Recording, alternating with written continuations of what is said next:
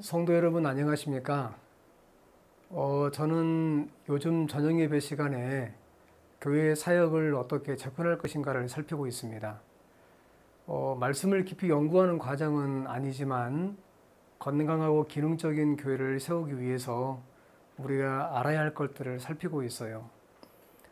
그래서 예배에 참석하지 않는 분들을 위해서 동영상 두 편을 준비를 했습니다. 첫째는 교회 가사비전이 왜 필요한가? 둘째는 가사비전을 어떻게 세우는가를 다루겠습니다. 먼저 이번 주제는 가사비전이 왜 필요한가입니다.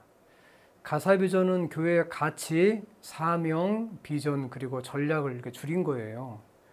계획과 밀접한 관련이 있습니다. 다는 아니지만 어떤 사람은 계획이 필요 없다고 말을 합니다. 그러나 계획을 세우지 않으면 이룰 것이 없죠. 성경은 때가 참에 하나님이 그 아들을 여자에게 나게 하시고 이것은 영세전부터 감추었다가 이제는 나타나신 바 되었다고 말씀하고 있습니다.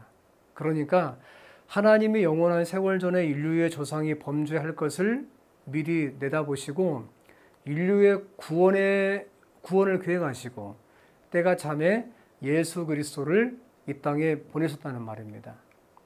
여러분, 모든 건물은 설계도가 있습니다. 그렇지 않으면 금방 무너지지요. 하나님의 사업도 비전과 계획을 세우고 그 실행의 과정을 밟아야 합니다. 이것을 위해서 교회는 먼저 핵심 가치를 이해해야 하는데 이 핵심 가치는 교인들이 가장 중요하고 가장 우선적으로 믿는 것을 말합니다. 그러니까 사람이나 교회가 우선적으로 생각하는 것을 말하고 있죠. 몇 해 전 초등학교, 중학교, 고등학교 학생 1000명을 대상으로 물었습니다. 만약 10억이 생긴다면 죄를 짓고 1년 정도 감옥에 가도 괜찮은가? 여러분, 초등학교의 17%, 중학생은 39%, 그런데 고등학생은 자그마치 56%가 10억을 벌 수 있다면 내가 죄를 짓고 감옥이라도 가겠다고 답변을 했어요. 이게 무슨 말이냐면 가치가 달라지면 그 삶의 우선순위도 달라진다는 거예요. 두 번째는 가사 가운데 사명입니다. 이것은 개인의 삶이나 공동체의 어떤 그 목적이나 존재 이유를 말하고 있습니다. 그러니까 하나님께서 교회를 만드신 이유는 무엇인가? 우리 교회는 무엇을 위해서 존재하는가? 사명은 이런 질문에 대한 답변이에요. 사명 진술은 그 답변을 문장으로 이렇게 정리하는 것을 말하고 있어요. 예를 들면 예수님이 이 땅에 오신 목적은 무엇인가? 마태복음 20장 28절에 인자에 온 것은 섬김을 받으려 함이 아니라 도리어 섬기려 하고 자기 목숨을 많은 사람의 대속물로 주려 함이니라 이렇게 말씀하잖아요. 이 성경절이 예수님께서 이 땅에 오신 목적을 정확하게 진술하고 있기 때문에 이것이 예수님의 사명 진술이 되는 것이죠.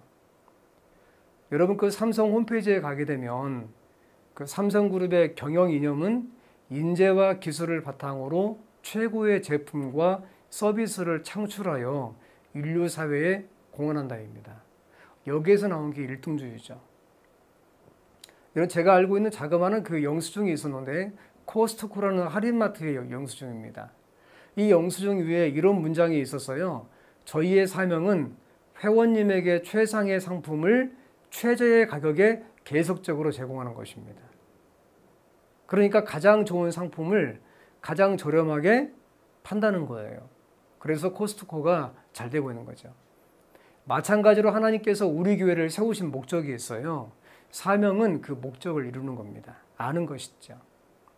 그러면 좋은 사명서의 조건은 무엇인가? 크게 네 가지를 포함하면 좋아요. 첫 번째는 우리의 마음속에, 즉 내면에 있는 것을 그대로 드러내고 성경의 지지를 받고 교회 공동체의 가슴을 뛰게 할 수 있어야 되고 그리고 모두에게 쉽고 명확해야 합니다.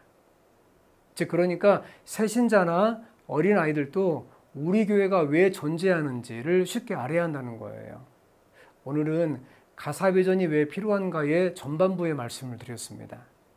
두 번째 영상에서는 후반부와 어떻게 세우는 과정을 좀 다루겠습니다. 감사합니다.